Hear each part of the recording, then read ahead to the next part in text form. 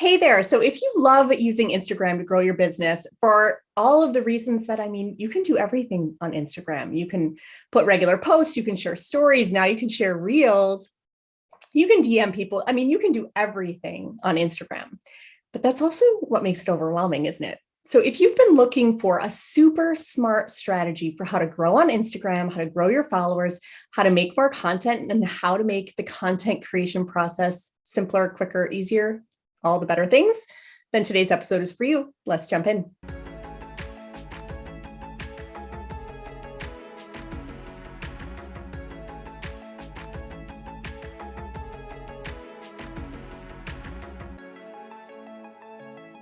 Hey everyone, and welcome to another episode of the Social Media Sales Summit.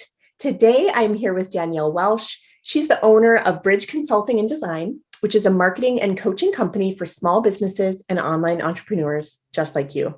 She founded the company in 2018 after 5 years as a marketing sales consultant for 2 nationally recognized digital marketing agencies in Kansas City.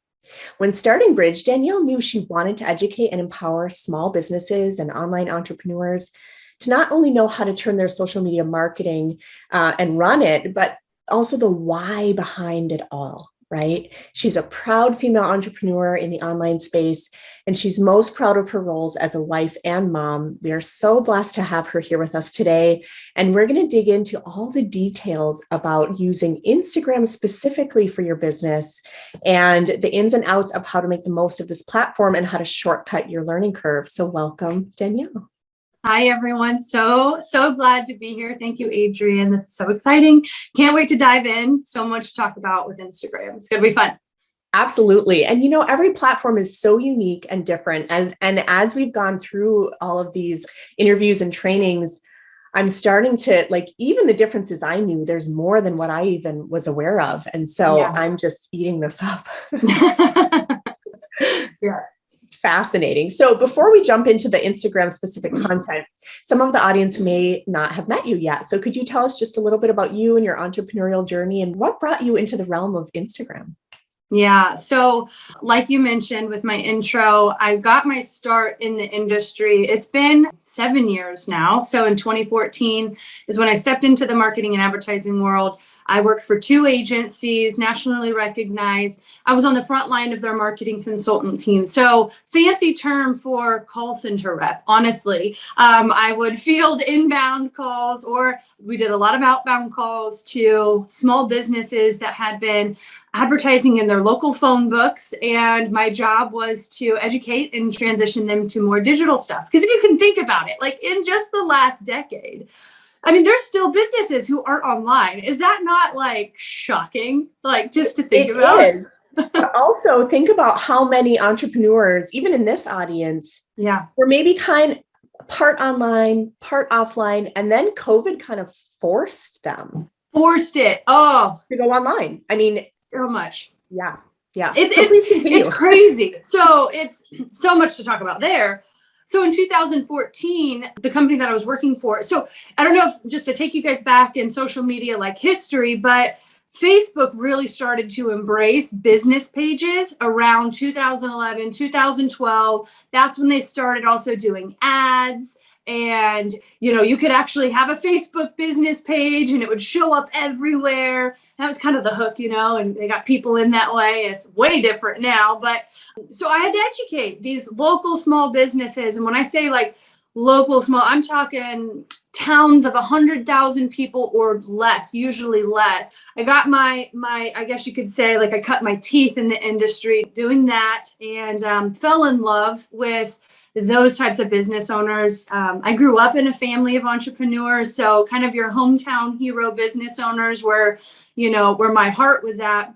The major company that I worked for from 2014 to 2018, they went through 2 ownership changes, a couple of bankruptcies, fancy way, restructuring, and everything changed. And I'm pretty passionate about saying, I feel like the big agency route for advertising isn't for the local small business, because every single local small business, like they need a little bit more hands-on attention, and you can't have a one size fits all. So I started to kind of resist the way that the company was doing things. And it was both a mental decision and a heart decision. Like, okay, I've got to really, I didn't like I saw some behind the scenes stuff, and I was just like, I'm checked out. That was what it was. Like, there was a situation where I had a client who, it was her and her husband. They ran a plumbing company in a town of 50,000 people.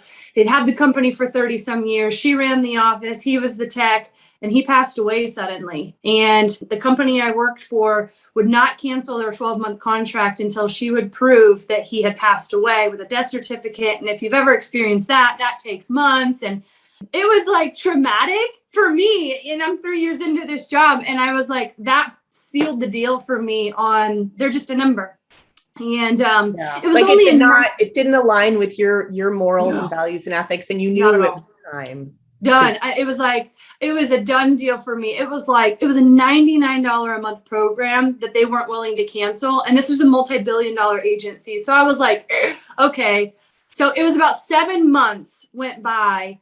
I stopped selling. I nurtured my existing clients. If they chose to cancel, I helped them out the door. For me, I'm a believer in Jesus Christ, and that's just my belief system. God took care of me through all of that, which is crazy because I stayed on the top of anyways, it was just nuts. I stayed on the top of the rep chart, and it was crazy. But he began to show me, all right, I need to maybe consider doing something myself. There was a desire for that. So in the summer of 2018, I started freelancing website design. It was the only thing that my company didn't offer that wasn't a conflict of interest. So I learned how to build sites on Wix. I learned how to build sites on old Squarespace back in 2018. And I was kind of targeting the local small businesses. And within 3 months, I replaced my full-time income. Then I was in a little bit of a non-compete. So it was about 6 months later, I really started doing social media stuff. But within 9 months of me going from my job to starting Bridge, I replaced my full-time salary, and we had my first $10,000 month as far as revenue goes, which was awesome. It was really, really awesome. But here's the thing. I had just delivered our second daughter. So she was 2 months old when I had that $10,000 a month. I was working 40 to 50 hours a week in my business from home. I was like, okay, this is really great money, but I am losing my mind. And that's when I made the shift, late 2019. I made the shift to, I've got to take this business from how I thought about business, which was trading time for money, to I've got to scale. And I've got to figure out different ways to systemize my business and serve my clients. And that's when I started creating online courses. And I really started getting into not just doing social media service, but teaching it. And so I really got educated on trends, and I would stay up on, okay, what do you need to do here? And I would host workshops, and I created online programs. So now I stay home with my 2 kids. I'm kind of wrapping this journey up here. I stay home. They're 5 and 2. We have a third on the way. So by spring 22, we'll have 3 kiddos at home. I homeschool. I'm able to work 15 hours a week, maintaining a full-time, salary for me. I've got a little team that I work with, and things have changed tremendously. So that's my entrepreneurial journey, and kind of where I came from and where I'm at today. That's fascinating. So what I love about this story, and for the audience watching, I hope that this inspires you, because you may have noticed in her story, there was these different pivots that had to happen. Yeah. And she had to follow her heart to know that it was time to do it. Yeah. Be brave enough to step into doing it. The bravery is almost the hardest part, is it not? Of knowing I'm going to do this. You feel those butterflies. And then to be a student of constant learning, of every time you saw a gap of this is where I want to be, but this is where I am now. Yeah. You didn't just wait for someone to show up and tell you what to do. You became a master of learning, and you really immersed yourself in learning how to fill that gap, which I think is fascinating. And the great part about that, you guys, as the audience now, we get to learn from all of her expertise and shorten that learning curve for you. Yes. So how beautiful is that? So what a fascinating story. Now, how and when did Instagram kind of take a starring role in the strategy that is one of the tools that you started to use, and what made you fall in love with it?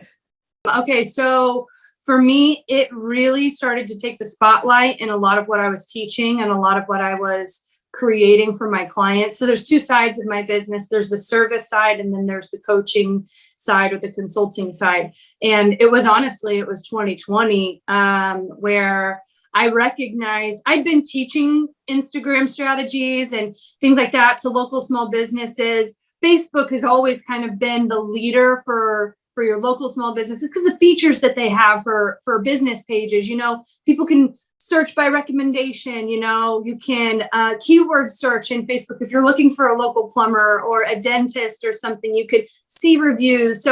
But Facebook also has made some changes over the last few years due to data privacy, due to their needing to increase their profit margins to where business pages now, I don't know if people know this, but I was in a Clubhouse chat earlier this year with some of the people who are inside of Facebook. They're employees, they're in some of the management positions. And they were saying, yeah, it's very common that we see Facebook business pages are only organically reaching 5 to 7% of their audience organically. And to increase that, you have to pay. And with boosted posts. Pay-to-play platform, honestly. Pay-to-play platform. And I know that Facebook owns Instagram, Yep. but they're still two totally different platforms. Totally different platforms, and they're continuing to show their differences. Facebook, before we get into Instagram, this is why I started shifting over to more Instagram, because Instagram, I believe you can have a better organic reach. That's why I started focusing on it. Okay.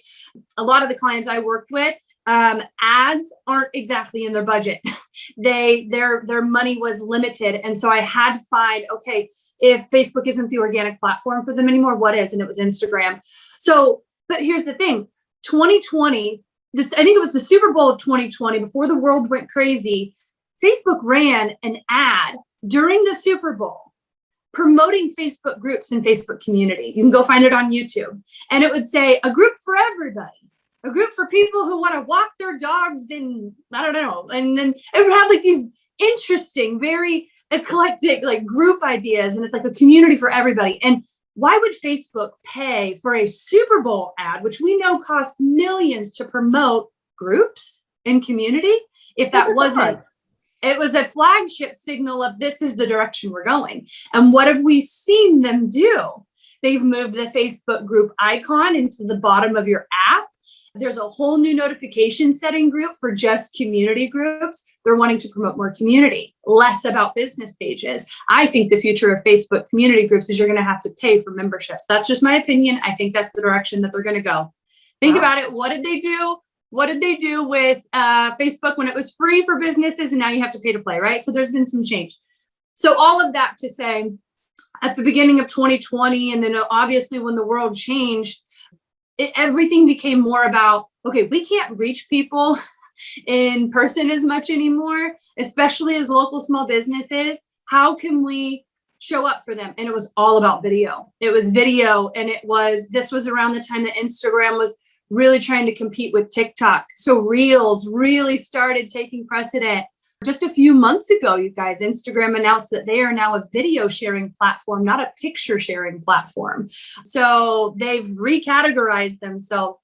So for me, it was just my shift to focusing on Instagram for my clients came solely from recognizing, okay, these type of business owners, new online business owners with low budgets, what can they do organically, which might mean more work on the front end, right? More content creation, more hashtag research, more personal outreach. What can they do organically if they don't have the money for ads? And Instagram's the best place for that. So that's why I made that shift and that focus to Instagram. Yeah. So for those of you watching, this is hugely insightful. If you right now, right, everything either takes time or money. We know that. So right now, if you have more time than you do money and you're looking for organic, free growth strategies, this is where it's at. Yep. So let's dig into the goodness. So if someone is really wanting to get more organic reach, they're wanting more eyeballs on their stuff, what's the first step you would have them take on Instagram? Like if they're just getting started, or maybe they've been on there, but they just haven't really leveraged it to its full potential. Yeah. How would you have them start from the ground up? From the ground up. Okay. I believe that in order for you to consistently over time. I like the up and to the right trend. I don't like the highs and the lows and the highs and the lows, or let's plateau. I like a progressive trend up. I think everyone would like to see that, like in the revenue charts and everything in their business. So think of your reach, your organic reach in the same regard. That's the vision that you want. I think the ground level that I teach a lot on is you have to be consistently creating content. You've got to consistently being showing up. And if you look at it from like a pyramid standpoint, a pyramid or a house, the foundation, it has to be strong. It has to be wide. It has to be big, right? You don't build a house on a teeny tiny, foundation, and then it's like a tree. It doesn't work like that, You've got to have a wide foundation there. And I think that content creation strategy needs to be something, and consistency in delivering on that content is the foundation to all of it. The reason is because when you add on top of that engagement strategies or hashtag strategies, which we can talk about, none of that matters if you're posting once a week or if you post 7 days this week and nothing the next week. It's all about consistent action. So that is the firm foundation that I teach on. And I spend the most of my time wrestling with people through that, because content creation is also the thing that hangs people up the most. But once I can get people to commit to it and we can have agreement that this is going to serve every other strategy better. And it's like hashtag research. You do it once a month and then have that as a monthly task and use a bucket of 4 or 5 hashtag groups interchangeably. It's not something you have to do every day. It's like, it builds upon and it makes everything else that you do better when you're consistently putting out your own content.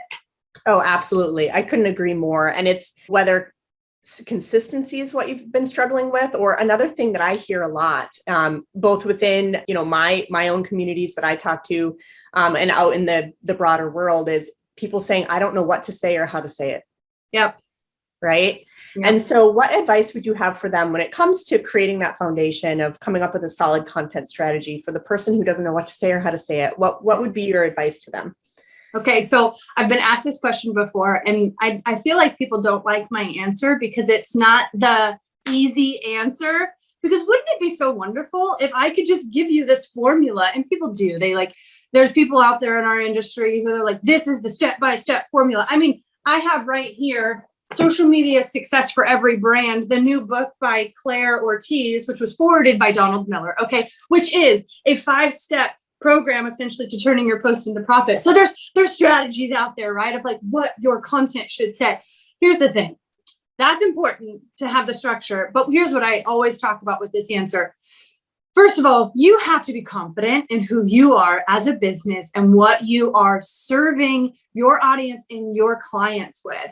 If you aren't confident in that, or if there is some comparison between, and there's that negative type of comparison between you and other businesses, or I was just on a coaching call with a gal yesterday, and we were working through the reason she hasn't taken action on her content creation is because she's worried about things not sounding perfect. And so we identified this perfectionism trait. And she was like, I'm worried about people judging what I say. And I said, okay, you're making a decision based on this minor possibility that someone might come and blast you for what? I said, but you're missing all this incredible opportunity to reach the people who need your message.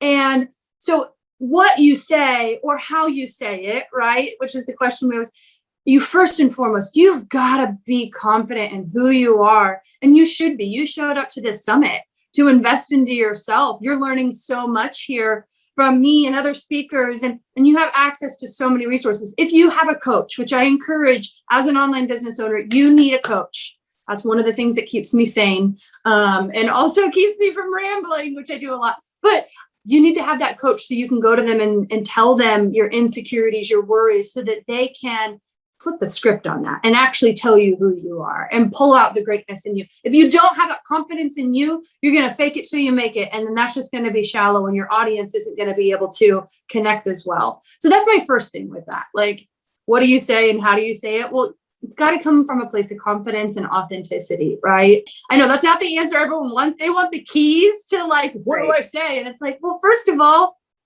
be you. Yourself. Like, be confident with yourself. And I love that advice because, yeah, maybe something you say pushes someone away.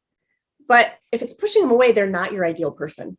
It's okay. Right. Let them go. Let them go. Let them go. Let it go. Because you're going to attract other people who are your perfect people.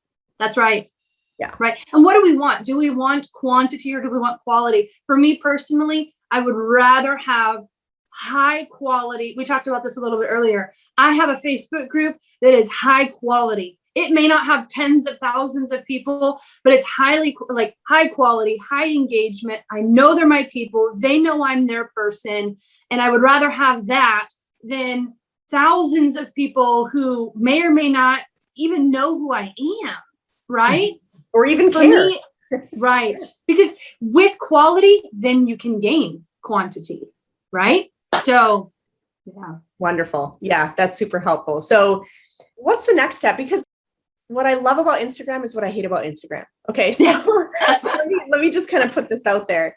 It's really interesting to me in that it's the only platform out there that offers literally every feature. You have your traditional posts. Of course, you can share videos, pre-recorded or live video.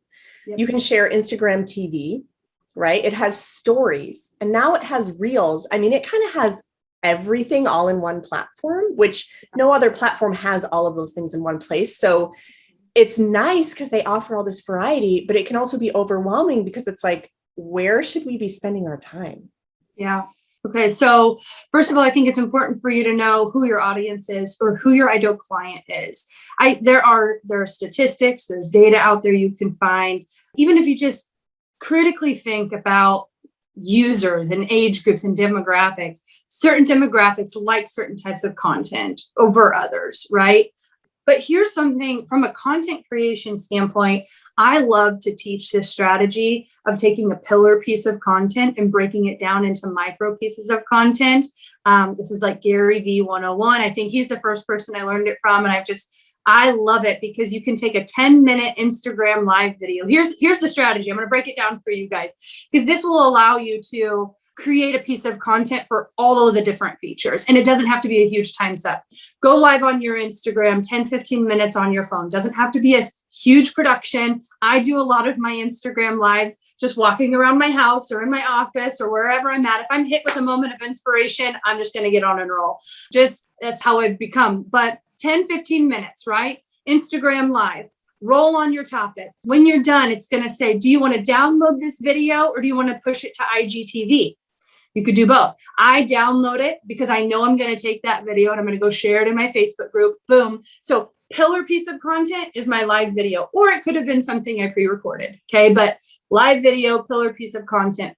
Download that video. I'm going to put that into my Facebook group immediately, add a caption, and it lives there. But I've got that video downloaded. I'm also going to upload it back to IGTV. So it lives there. It's an evergreen piece of content. It's bingeable content. Bingeable meaning it's short enough and it's on topic to where after they get done watching it, maybe they're on the elliptical at the gym and it's going to automatically feed them another video. That's why podcasts are so great. But boom, pillar piece of content's done. Because I've downloaded that video, I could take that video, I could throw it into an app called InShot on my phone, and I could chop out little 1-minute segments or little 30-minute or 30-second segments and create micro pieces of content that I can put into my feed, upload as a reel, upload as another IGTV video. I could take that video, throw it into a program like TEMI.com and have it transcribed. And then I can pull quotes out and I can make quote graphics. And all to say, my focus was the 10 to 15 minute video. And then I can take that and I can chop that baby down into a bunch of different pieces of content. Put it in my feed, put it in my story, put it in my reels, repurpose it for my IGTV. Ooh, I could even send that to my email list if I wanted to, and pointing them back to my Instagram. So when you just focus on that pillar piece of content, you can hit all the platforms, but it is important to know, where are people spending most of their time? Reels. Most people spend time in reels. So just a tip. Yeah. Because it's the hot new thing, right? So I love that advice. And I do the exact same thing in my business. So I love that you do that. It doesn't have to be overwhelming that they have all these different features. If you're creating your content smartly, you have plenty to share across all those different pieces. Absolutely. I get the question too, what if I share the same thing in all the different places? And I said, why is that a problem?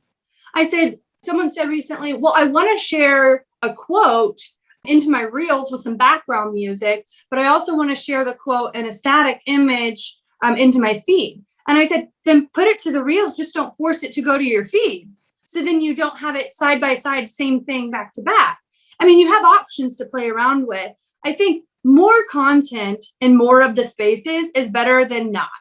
I always err on the side of more is better. It's the opposite of less is more. No, more is better in this case. And actually, I get the same question a lot. And I think it's really interesting because there's something really reassuring about the consistency of a message, of them seeing something from you consistently. Seeing something more than once isn't a bad thing. It actually builds trust. Yeah.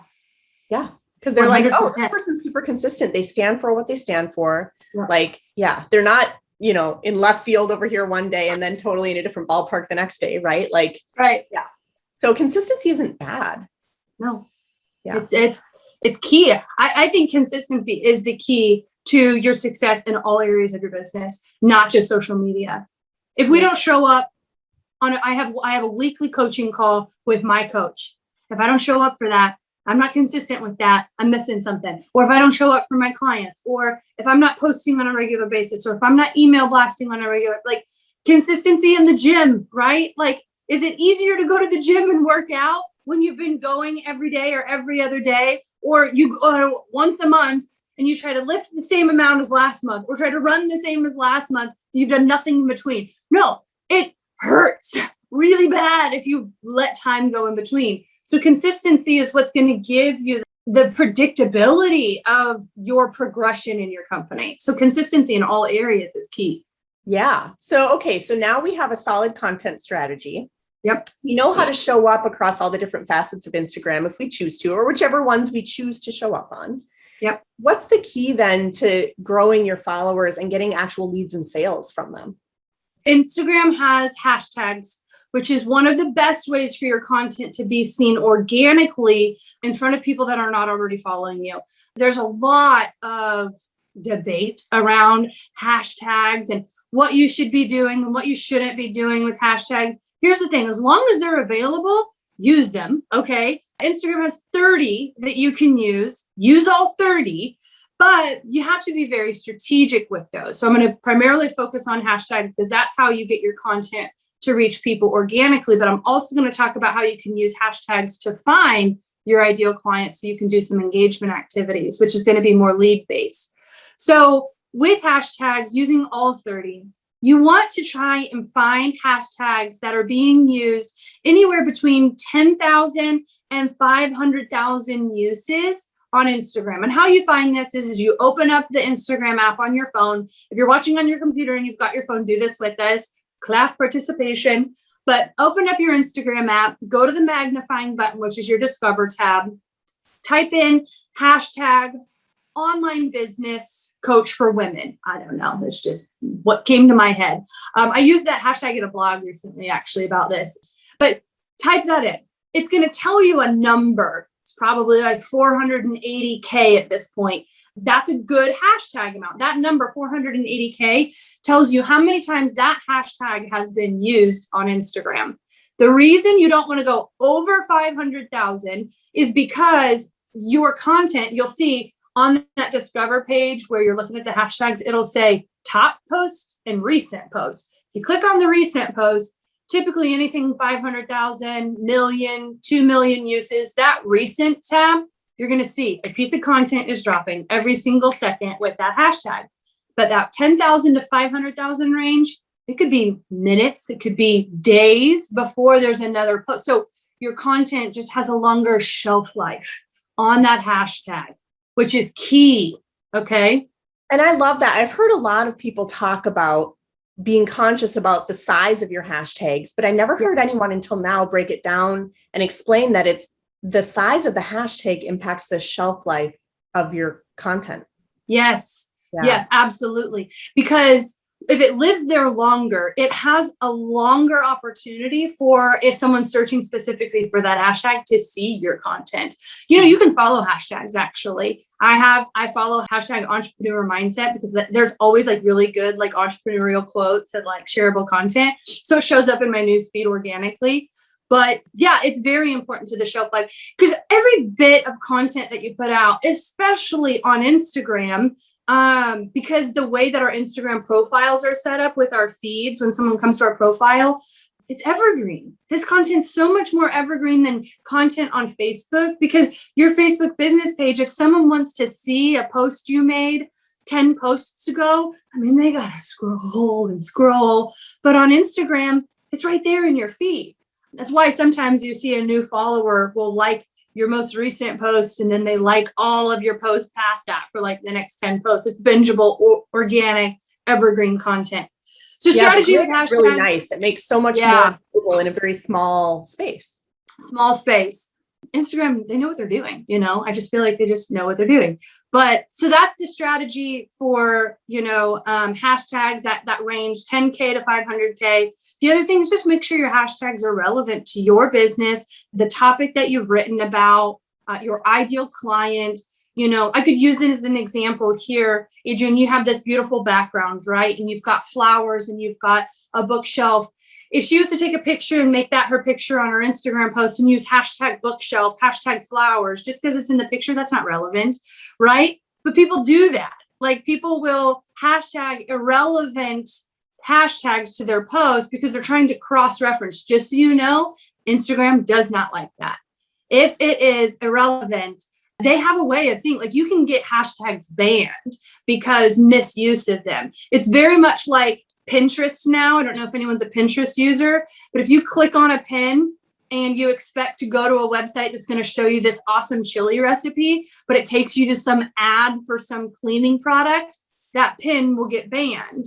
Same thing with Google results. So Instagram has the same thing set up where if it's not relevant or it's not what people are expecting to see, like hashtag beauty blogger is a hashtag that gets people's content banned because it gets misused a lot. So anyways, that's crazy, right? So crazy. So there you go on hashtags for organic content. Now, hashtags for lead generation. Use hashtags and hashtags that people are using, again, by using the search button. So for me, I do social media marketing services for local small businesses.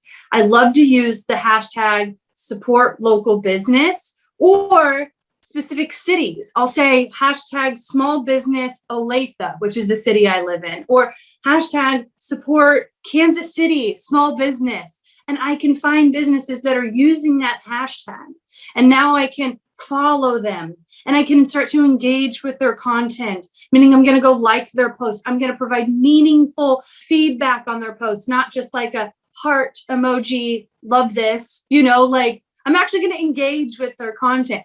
What that does is that starts to get whoever that social media manager is for that company or the business owner, they're going to start to see my name, and it's going to create familiarity with me. Who's this Danielle Bridge CD lady, right? She's liking my stuff. She's liking, she's talking to me in the stories or whatever. So when I do an outreach message and I DM them to introduce myself and ask them if I can get to know their business a little bit better, and I love supporting local small businesses, it's not a cold message in regards to, I haven't even followed you. I have done nothing to help promote your social media page, because engagement of other people's accounts is like you scratching their back. Mm-hmm. I'm building rapport with them before I ever even reach out to them, right? And so it's that relationship, that nurturing. And you use hashtags to find those people. Oh, that's fascinating. So you can use them to help people find you, but you can use them to also find your ideal client. Absolutely. It's a win-win on both sides of the coin. Say you're a health coach, right? And you want to target people who are wanting to improve their lifestyle. Maybe it's a weight loss journey somebody wants to be on. Go follow the hashtag my weight loss journey, and you're going to find, people who could be your prospective clients. Engage with their stuff, right? Yeah. You also have an opportunity there to see what type of content is being created around that, or things that people are sharing. So maybe you can get ideas of content to create. What's the problems that people are talking about? Then you can create a solution for that. Hashtags are a really cool way to research for your ideal client, for ideas, and so many other things to grow your company. Oh, that's so helpful. So now we have a solid content strategy. We know who we're speaking to. We know how to find them by using the right hashtags.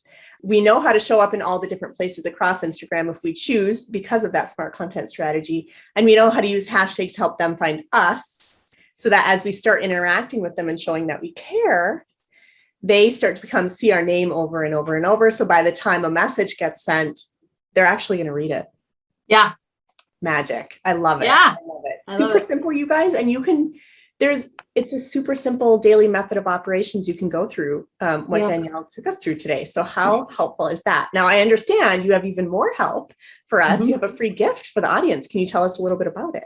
Yes. So this gift is 9 ways to grow your business by using social media. And what's really cool is these 9 steps, these 9 ways are broken into 3 different categories. Profile optimization, which you need to have that in place from the very beginning. Content batching strategy. So how I teach to batch your content. So whether it's the pillar piece of content or what you'll see inside the guide, how to save time with content creation. And then the 3rd category is all about engagement. So it hits on some of the things that we hit on today, but it's really good continuing education for you. And so you can find that. Do you have the gift or do I need to give them the link? It'll be in a button below. So everyone Perfect. Just look somewhere down below and it'll say, click here for the free gift. Awesome. Yeah. You guys will enjoy that. I believe that's going to be able to compound on what we talked about today. Wonderful. Well, thank you so much for sharing your time and expertise with us. I'm really motivated to go and kind of make sure that I'm making the most of my Instagram now. I think whether people are brand new to it and they're just now getting into it, or whether they're just wanting to take it to next level, we have some super actionable tips here. So thank you so much for your time. Yep. It's been wonderful. Best of luck to all of you and your businesses. And thanks again for having me. You've been listening to the Impactful Entrepreneurs Show with Adrienne Hill, where we support coaches, course creators, and network and affiliate marketers to translate their big picture vision into actionable plans to build out their business efficiently. If you love our show, we invite you to visit buildalifebydesign.com to join the conversation, access the show notes, and discover more helpful resources. Don't forget to subscribe, rate, review, and share. Thank you for listening.